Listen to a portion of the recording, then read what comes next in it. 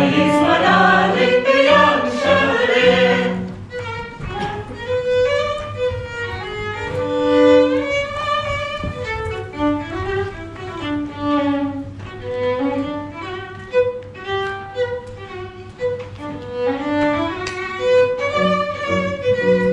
So lightly he jumped up the stair and rattled at the pin. And who so ready as herself to let the laddie in? Charlie is my darling, my darling, my darling. Charlie is my darling, the young Chevalier. And he sent his Jenny on his knee, all in his holland dress.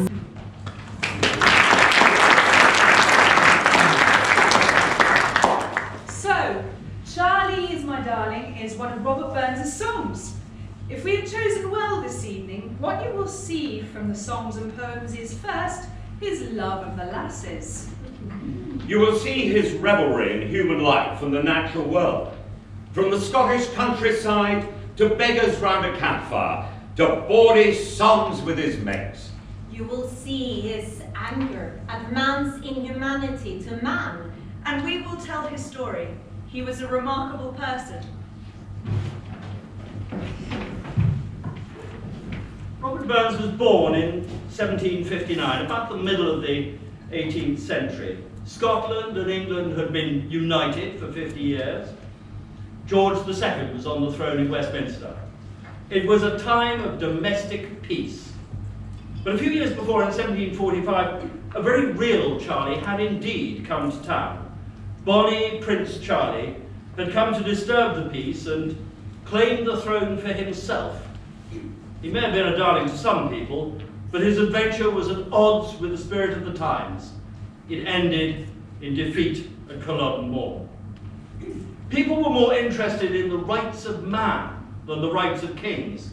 Burns certainly was. Robert Burns grew up the eldest son of a very poor tenant farmer in Ayrshire. His father was, however, a man of principle, and made sure his son got an education, and a very good one at that. This from a letter Robert Burns wrote to a friend.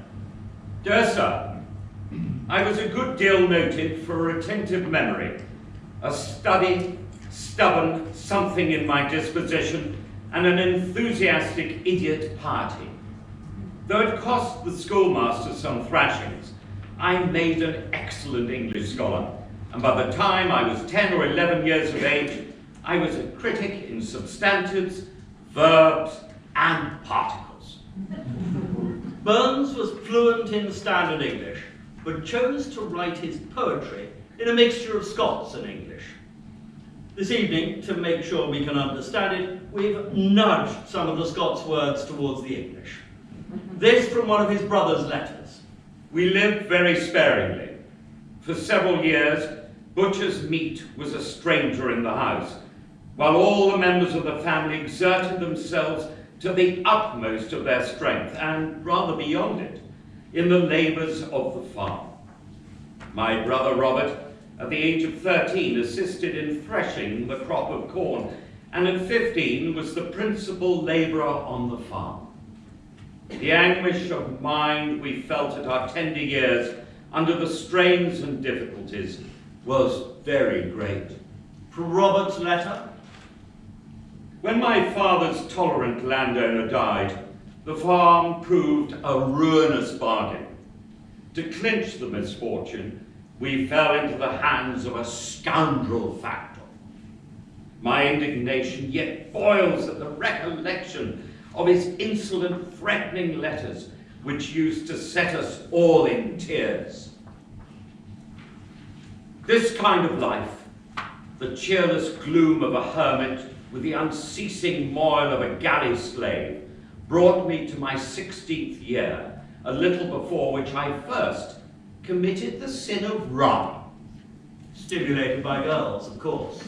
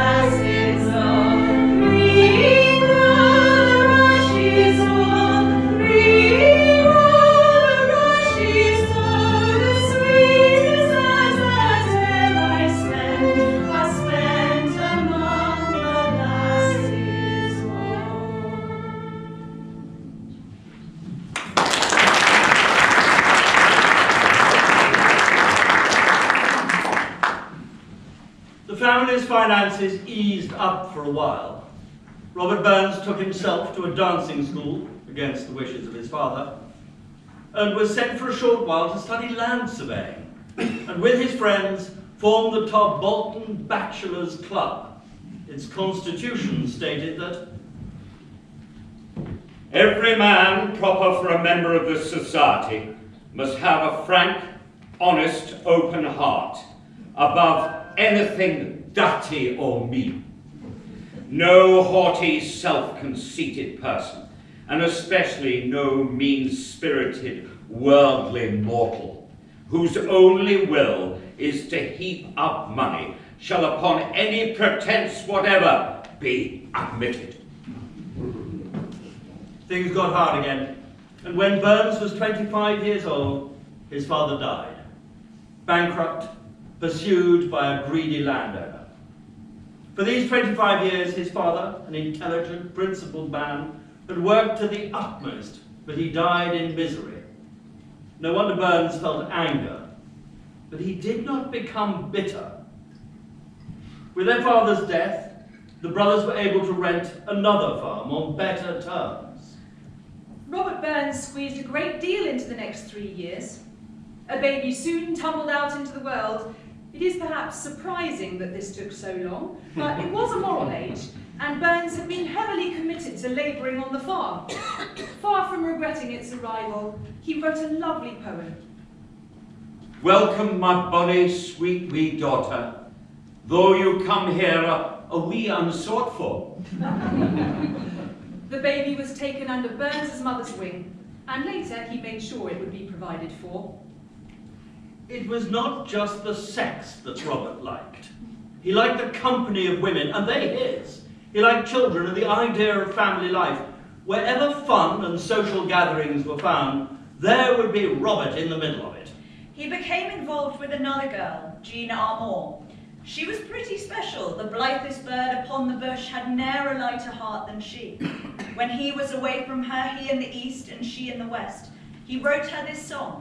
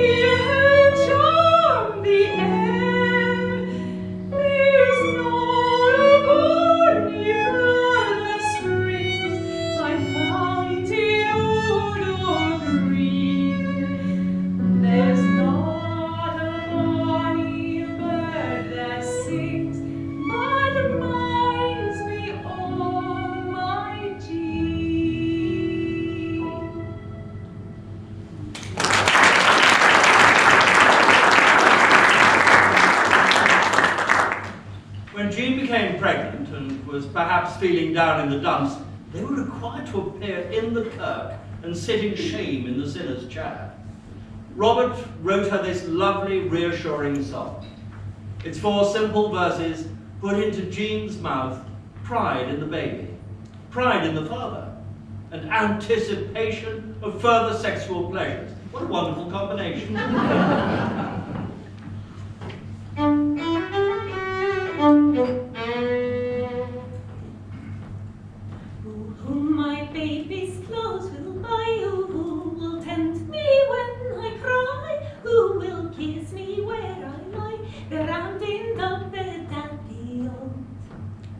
Who will know he did the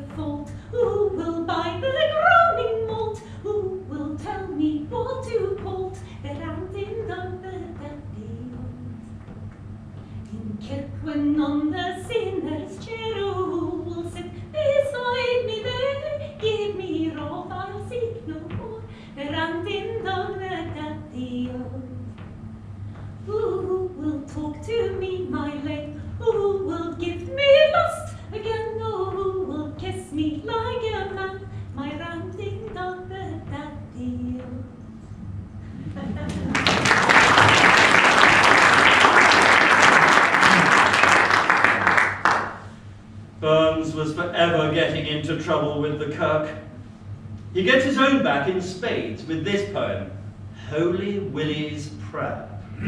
Willie was a real person, a strict finger-wagging Presbyterian and an elder of the Kirk. Willie had complained to the presbytery about the behaviour of Gavin Hamilton, a friend of Robert Burns. But Hamilton made fun of Willie, and Willie had lost his case. As a sender, Burns imagines how Willie, a believer in predestination and a vengeful God, might seek revenge, how he might pray that God destroy Gavin Anderson. The first 3 verses send up Willie's belief in predestination, a Calvinist doctrine that Burns detested. O thou who in the heavens dost dwell, who as it pleases best thyself, send one to heaven and 10 to hell, all for thy glory, and not for any good or ill they've done before thee. When from my mother's womb I felt thou might have plunged me into hell to gnash my gums, to weep and wail in burning lakes where damned devils roar and yell, chained to their stakes. Yet I am here a chosen sample to show thy grace is great and ample. I'm here a pillar of thy temple, strong as a rock, a guide, a buck, and example to all thy flock. Everyone's heard of another of Burns's songs, My Love is Like a Red, Red Rose. To contrast its loving message with the mean-spiritedness of Holy Willie, we will perform them together.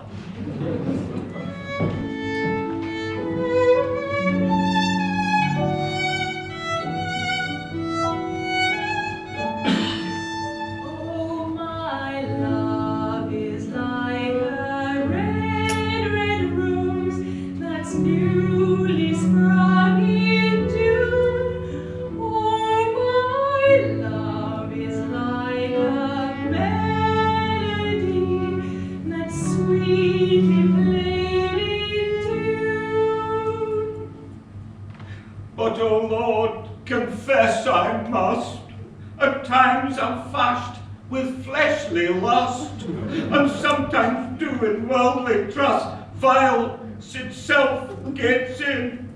O Lord, your stream thou kens we meg, thy pardon I sincerely beg, and oh, make ne'er be a living plague to my dishonour, and I'll ne'er lift a lawless leg again upon her. Besides, I further must allow, we less is last 3 times, I think. But Lord, that Friday I was drunk when I came near her, or else thou kens thy servant true would never steer her. As fair art thou, my bonny lass, so deep in love am I will love thee still, my dear, till all the seas gang dry. Lord, mind Gavin Hamilton's desert. He drinks and swears and plays at cards, yet has so many token hearts. We great and small, from God's own priest, the people's hearts, he steals away. Till all the seas can dry, my dear, and the rocks melt with the sun, and I will love thee still, my dear, while the sands on life shall run. Lord, in thy day of vengeance try him. Lord, visit them what did employ him, and pass not in thy mercy by him, nor hear their prayer, but for thy people's sake destroy him, and dinner spare. But Lord, remember me and mine, we mercies temporal and divine, that I for grace and gear may shine, excelled by none, and the glory shall be thine. Amen. Amen. And fare thee well, my only love, and fare thee well, and I will come again, my love, though it were 10,000 more.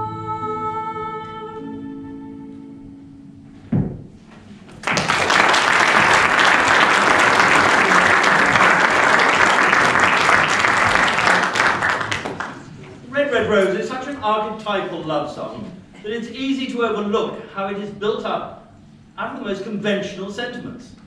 How many times since the world began has a young man compared his lady to a flower, or said he will love her till the seas run dry? Burns puts these simple ideas together with such skill, it is his trademark, to make a song which never feels stale. 1785. In his 27th year, struggling to make sense of his turbulent life, things nearly came unstuck. He proposed marriage to Gina Marr, but her father would not have him as a son-in-law, though her baby was on the way. Instead, he had a bailiff pursue Burns for alimony, which, of course, Burns did not have. Jail was a serious prospect. At the same time, he fathered another child with Highland Mary, who it is thought died in childbirth. And the new farm was not making much money. It was a mess.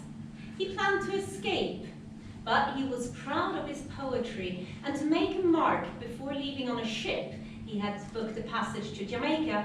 He arranged for a local publisher in Kilmarnock to bring out a book with his poems.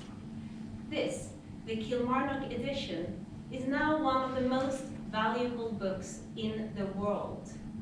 It contains most of Robert Burns' best poems. It is interesting that though Ayrshire was a farming community, there were enough educated, thoughtful people for Burns to have been encouraged in his work and to have given him the idea of publishing a book of his own. And there were 350 people willing to subscribe for it. As luck would have it, but it was not really luck. He had a wide circle of friends through his letters. The book was picked up by the literati, and instead of Jamaica, he set off for Edinburgh.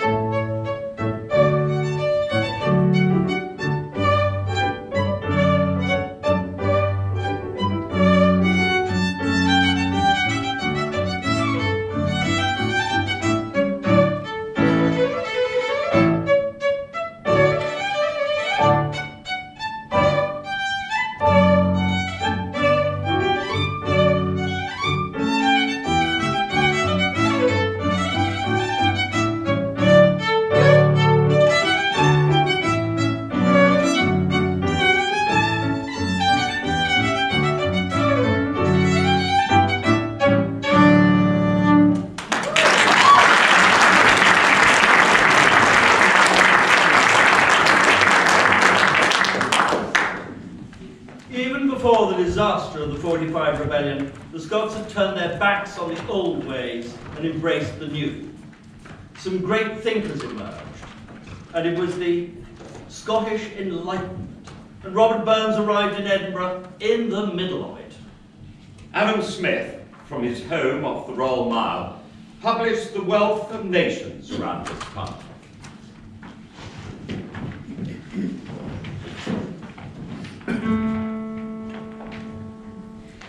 It is not through the benevolence of the butcher, brewer, or the baker that we expect to receive our dinner, but from their regard for their own self-interest. A meeting was set up for Robert to meet Adam Smith, but Adam Smith was too unwell to make it. David Hume, born in a tenement in the Lawn Market, had published his treatise on human nature. Reason is and ought only to be the slave of the passions, and can never pretend to any other office than to serve and obey them. Not sure what that means, but it made him famous.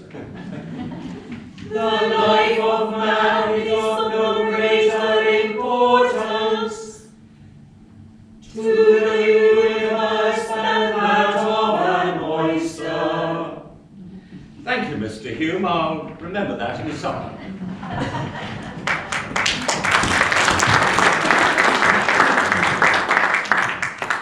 The architects, the Adams brothers, were at work, and Craig's new town was taking shape beyond Princes Street. Burns was well received, lauded as the heaven-taught ploughman, a description which rather annoyed him. But he was the man people wanted to meet. He was handsome, strong-looking, and good company. As a lady wrote, No one ever outshone Burns in charms. Sorcery, I would almost call it. Fascinating conversation, the spontaneous eloquence of social argument, or the unstudied poignancy of brilliant repartee. Walter Scott, then a boy, met him and later wrote, There was a strong expression of sense and shrewdness in all his lineaments. His eye was of a cast which glowed, I say literally glowed, when he spoke with feeling or interest. Daughters of the gentry could easily fall for him, and he for them. One such was the voluptuous, lively, easy-mannered Not that easy mannered. Clorinda. To see her was to love her, love but her, and love forever. When they broke up, he wrote for her the famous poem A Fond Kiss with these lines. Had we never loved so kindly, had we never loved so blindly, never met or never parted, we had ne'er been broken-hearted.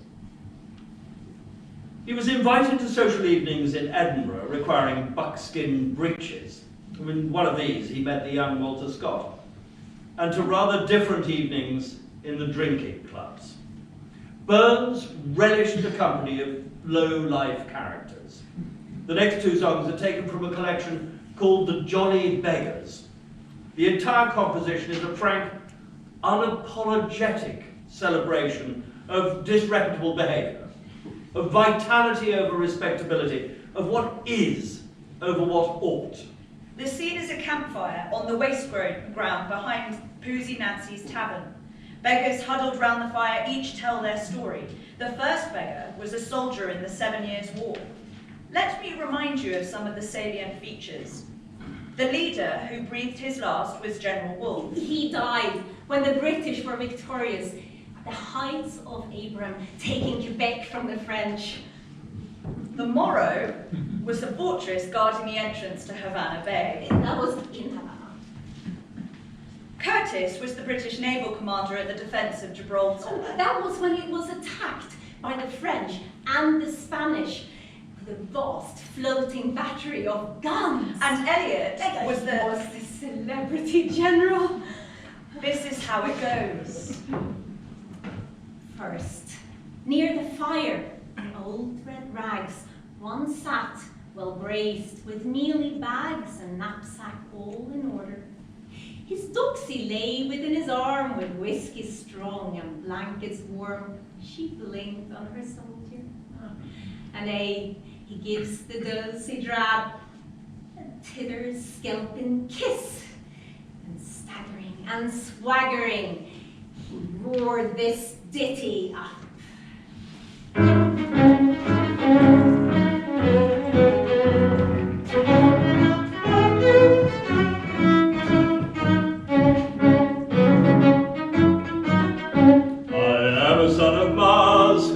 Been in many wars. I showed my cuts and scars wherever I come. This one was for a wench, and this one in a trench. When welcoming the French and the sound of the drum. La-di-da-di-da-da, la-di-da-di-da-da, we're welcoming the French at the sound of the drum. My apprenticeship I passed when my leader breathed his last. The bloody die was cast at the height of Abraham, and I served out my trade when the gallant game was played, and the morrow law was laid at the sound of the drum. La-di-da-di-da-da, la-di-da-di-da-da, the morrow law was laid at the sound of the drum. I lastly was with Curtis among the floating batteries, and there I left for witness an arm and a limb. Begged let my country lead me, and Elliot to lead me. I'd clatter on my stumps at the sound of the drum. La-di-da-di-da-da, la-di-da-di-da-da, I clatter on my stumps at the sound of the drum. La-di-da-di-da-da, la-di-da-di-da-da, I clatter on my stumps at the sound of the drum.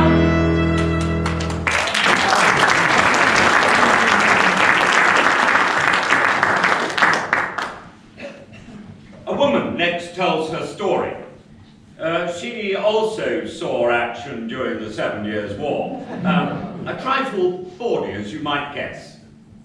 Her reference to the godly old chaplain might be to the Catholic country Austria, which briefly allied itself to Britain. I once was a maid, though I cannot tell when, and still my delight is in proper young men. Some one of a troop of dragoons was me daddy, no wonder I'm fond of a soldier laddie. The first of my loves was a swaggering blade, to rattle the thundering drum was his trade. His leg was so tight and his cheek was so ruddy, transported I was with my soldier laddie. But the godly old chaplain left him in the lurch, the sword I forsook for the sake of the church.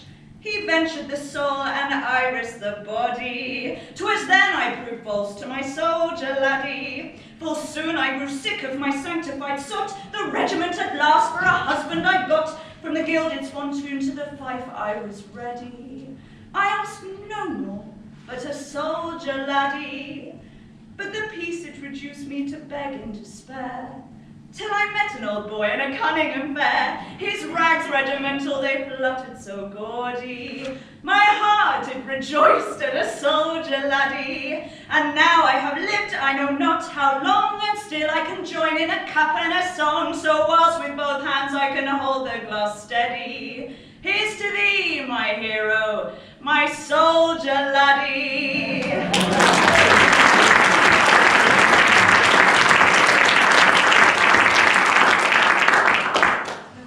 As drink flowed, bawdy flowed too, rather strongly in this case, reaching about 9 on the bawdy scale.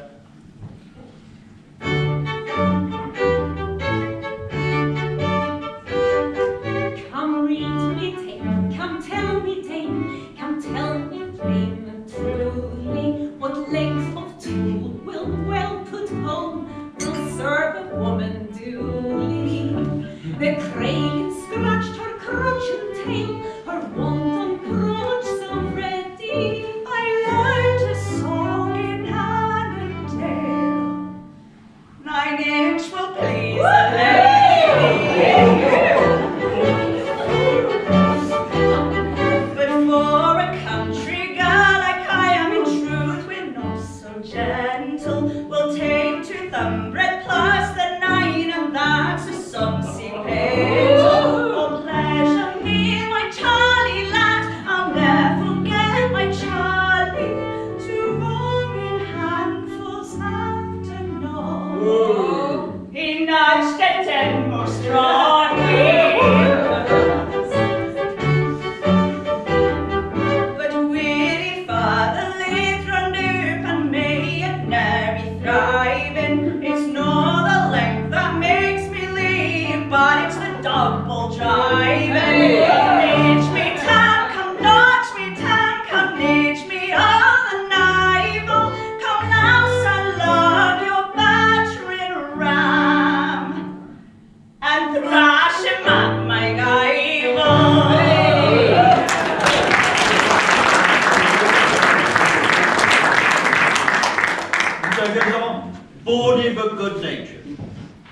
Burns was urged by his patron, the Earl of Buchan, described as the very pink of parsimonious patrons, to pursue the life of a poet and tour Scotland in a leisurely manner. Burns declined. He would, he writes, be servile, dependent, and wretched, which he could not abide. Instead, he would go back to farming and pursue his poetry in his wonted way at the plough-tail. Burns was right. He was welcome in the great houses, but it was a fragile welcome. He was not one of us. One particular visit ended very badly, and Burns had to write to the hostess afterwards.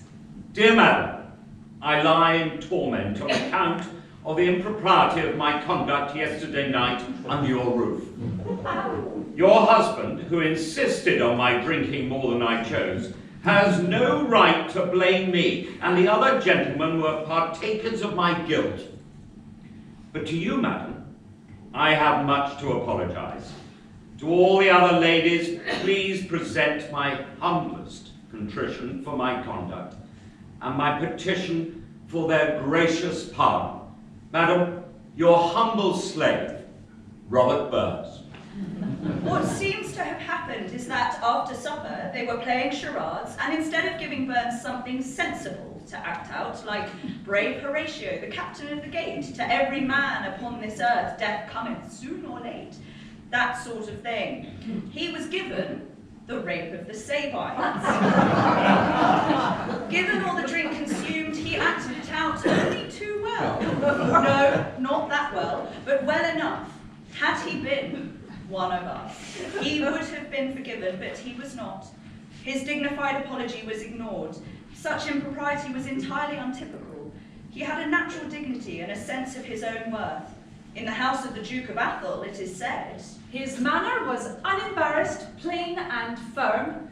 He seemed at once to perceive and to appreciate what was due to the company and to himself, and never to forget a proper respect for the separate species of both, the dignity belonging to each.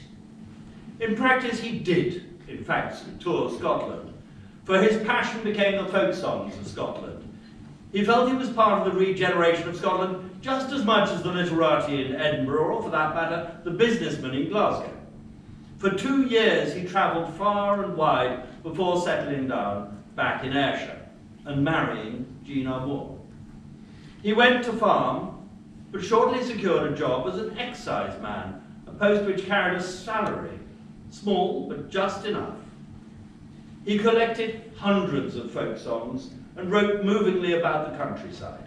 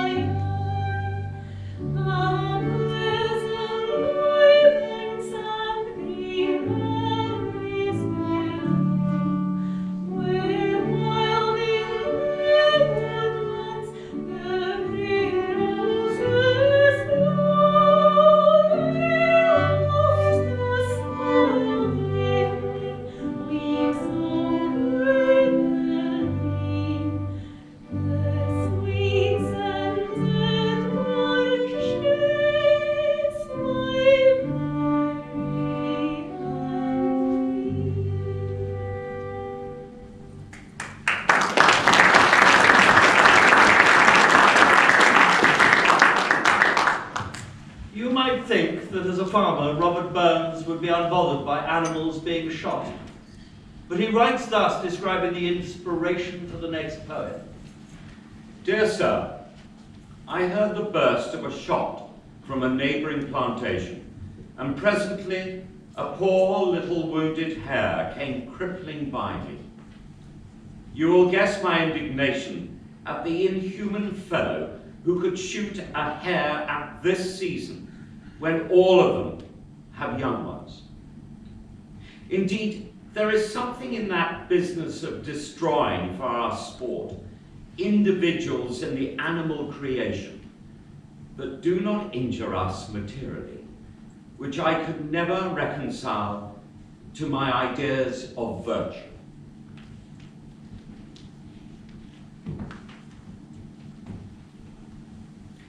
Go live, poor wanderer of the wood and field, the bitter little that of life remains.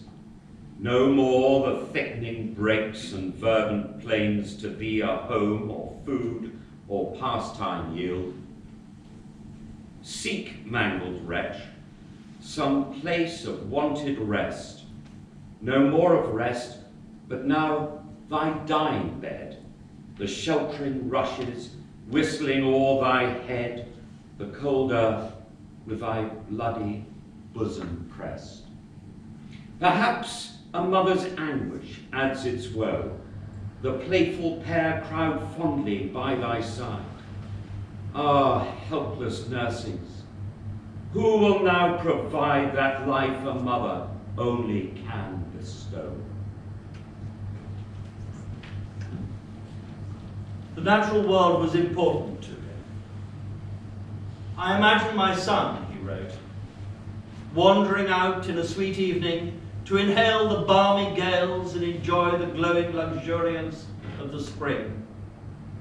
He looks abroad on all nature and through nature up to nature's God and bursts out into the glorious enthusiasm of a hymn on seasons by James Thomson.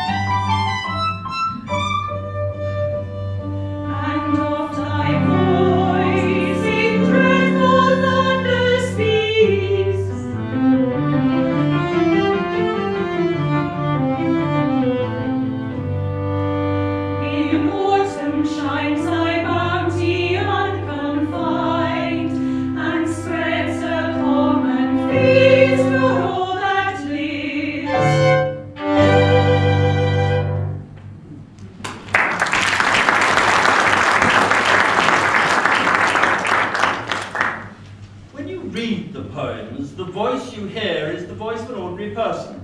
The language is vigorous and perceptive, But the sentiments are simple and direct. They reflect what ordinary people might see or think. If they were translated, which of course they are, their meaning would be as evident to a Chinaman in Chengdu as to a Glaswegian strolling by the Clyde. The Chinaman would say, "I quite agree," or "That's well put," just as much as the Glaswegian. They describe the life that he would know. Our Chinaman after work would have sat drinking with friends, cracking jokes, having another, but known he was leaving it rather late to get home to Mrs. Chinaman, as did Tam O'Shanter. True, our Chinaman would not know about the haunted kirk of Alloway, or about the River Doon, or that a cutty sark is a very short shirt indeed. But we do. And our Chinaman would have known that spirits could never cross running water.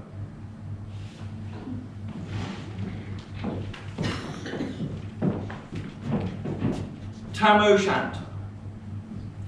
As market days are growing late and folk begin to take the gate, while we sit boozing at the nappy and getting Fu and Unco happy, we think not on the long Scots miles, the mosses, waters, slaps and stiles that lie between us and our home, where sits our sulky, sullen dame, pursing her brows like gathering storm, nursing her wrath to keep it warm.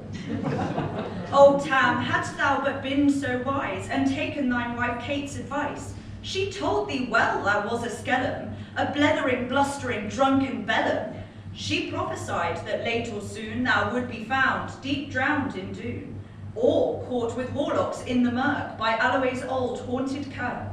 But to our tale, at market night, Tam had got seated on her right, by the fireplace snug that was blazing divine. Creamy ale that drank wine. The cobbler told his queer stories, the landlord's laugh was ready chorus, the storm without might roar and rustle, but Tam, he did not mind the storm a whistle. But pleasures are like poppies spread, you seize the flower, the bloom is shed. No man can tether time or tide, the hour approaches, Tam must ride.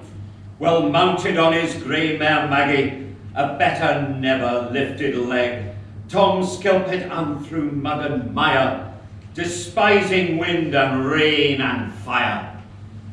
Whilst glowering round with prudent cares, lest boggles catch him unawares, Kirk Alloway was drawing nigh, where ghosts and howlets nightly cry.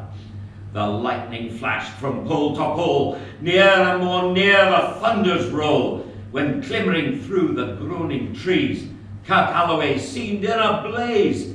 Through every gap the light were glancing, with loud resounding mirth and dancing. Maggie stood stock still, astonished, till by the heel and hand admonished, she ventured forward on the light, and wow! Tam saw an uncouth sight. Warlocks and witches in a dance. No polonaise brought new from France, but hornpipes, jigs, strathspeys and reels, put life and metal in her heels. In window alcove in the east, there sat old Nick in shape of beast, a shaggy hound, black, grim and large. To give them music was his charge. He screwed the pipes and made them skirl, till roof and rafters all did dirl. Coffins stood round like open presses, that showed the dead in their last dresses, and by some devilish cantrip slight, each in its cold hand held a light, by which heroic Tam was able to note upon the holy table a murderer's bones in gibbet arms, 2 span long wee unchristened bairns, a thief new cut down from a rope, with his last gasp his mouth did gape, with more horrible and awful, which even to name would be unlawful. 3 lawyers' tongues turned inside out, with lies seemed like a beggar's clout. As Tammy stared, amazed and curious, the mirth and fun grew fast and furious. The piper loud and louder blew. The dancers quick and quicker flew, they reeled, they set, they crossed, they clacked, until every carling stank with sweat. They cast their clothes upon the floor, and cutty sarks was all they wore. And Tam knew what's what full well. There was one winsome, strapping girl. Her weeny skirt covered not at all. It held the crew in dreadful thrall. To watch this Nancy leap and fling, a supple jade she was and strong, with first one caper, then another, Tam lost his reason altogether, and roars out, "Well done, Cutty Sark!" And in an instant, all was dark. And scarcely had he Maggie rallied, when out the hellish legion sallied. Our Tam, thou'll get thy rights. In hell they'll roast thee like a herring. In vain thy Kate awaits thy coming. Kate soon will be a woeful woman. Now, do thy speedy utmost, Maggie, and win the keystone o'er the bridge. There at then thy tail may toss, a running stream they dare not cross. But ere the keystone she could make, the beam behind she had to shake. The Nancy, far before the rest, hard upon noble Maggie pressed, and flew at Tam with furious fettle, but little wist she Maggie's mettle. One spring brought home her master safe, but left behind her own grey tail. The Nancy caught her by the rump, and left poor Maggie scarce a stump. Now, who this tale of truth shall read, each man and mother's son take heed. Whene'er to drink you are inclined, or cutty sarks run in your mind, think you may buy the joys, oh dear. Remember Tam O'Shanter's ne'er.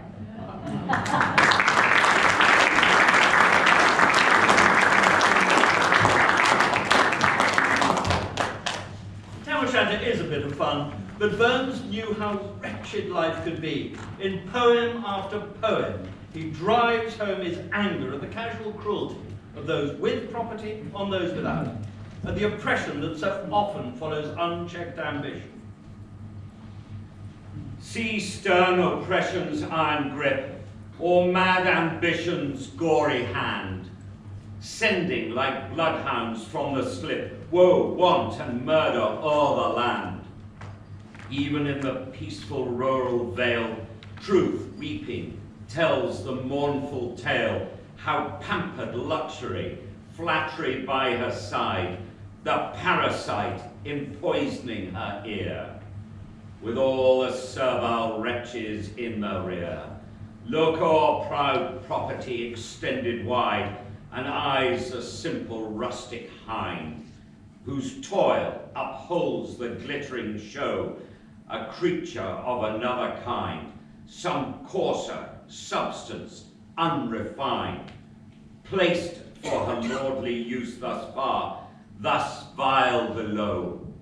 If I am designed yon lordling's slave, by nature's law designed, why was an independent wish e'er planted in my mind? If not, why am I subject to his cruelty or scorn? Or why has man the will and power to make his fellow mourn? The hardship of his childhood so damaged his health that while still quite young in his mid-30s, his thoughts turned to getting old. Hair turns white. Steps slow down, as loving wives will know.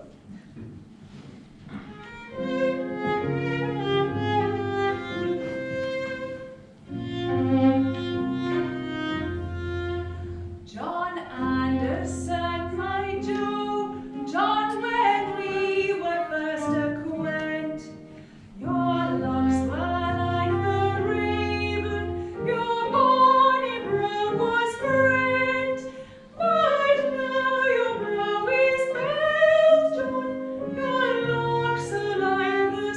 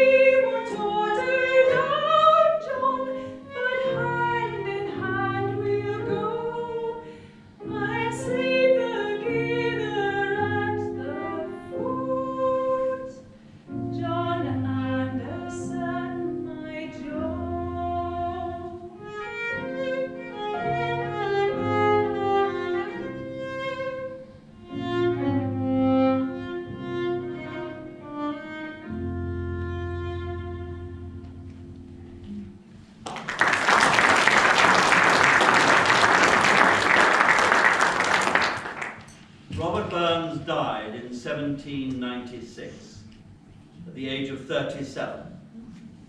He had a large family with Jean Armour. One of his last letters was addressed to her. "My dearest love," it began. She must have had a lot of character. He faced many difficulties. He was distraught when one of his daughters died, and money was a constant problem, but family life was what he loved. There were children by other women, 2 girls and a boy, and from those 2 girls, descendants of his are living today. Underneath everything he had written was a core belief, the dignity and worth of the common man and woman. All around, he had seen people grow in confidence to claim that dignity. The Americans had declared life, liberty, and the pursuit of happiness. The French, liberté, égalité, fraternité. Britain saw calls for reform. Burns gave these calls a marching song. It trumpeted his core belief, the dignity of the honest man, not only the honest, strong man or woman.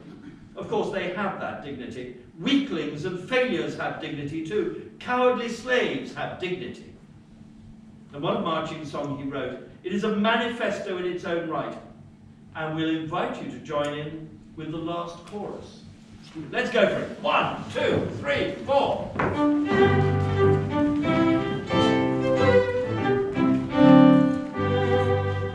Is there honest poverty that hangs his head and all that?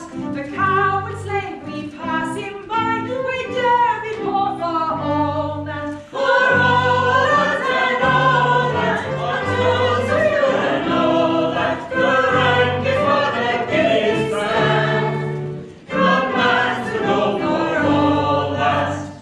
What though on homely fare we dine, we're hungry and all that. They fools their silks and knaves their wine, a man's a man for all that. For all that and all that, the tins to show and all that, the honest animal is so poor. It's king of men for all that. Ye see yon Berkey called the Lord, who struts some stairs and all that, though hundreds worship at his word, but the coup for all that. For all that and all that, he's driven the sun and all that, the man of independent mind. He looks and laughs and all that. A prince can make a belted knight, a marquis, duke, and all that, but an honest man's above his might, good faith he can make all that. All that and all that, the dignity and all that, the pith, the sense and pride of wealth, a higher rank than all that. Then let us pray that come it may, as come it will for all that, that sense and worth of all the earth shall have this place and all that. For all that and all that, it's come yet for all that, what man to man the world shall rather be for all that. For all that and all that, it's come yet for all that, what man to man the world shall rather be for all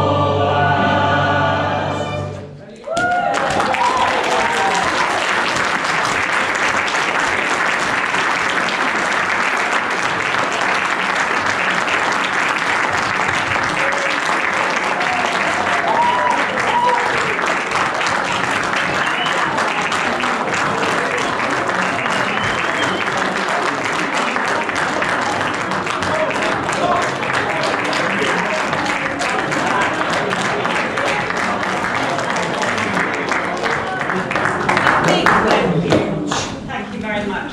And can I just say, Martin's very sorry not to be here, but we had Maria Sturdy-Morton to thank for taking his shoes and giving us a really splendid evening. So thank you very much.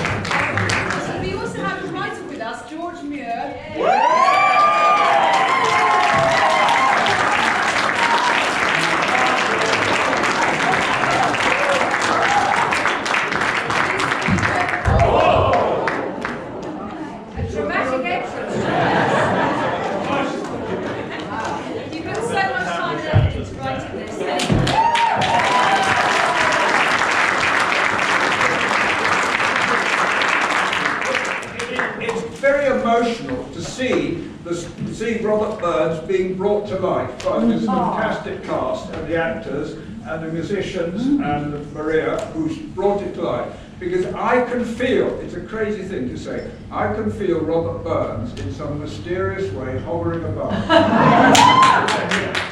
We have brought him to life. And thank you very much.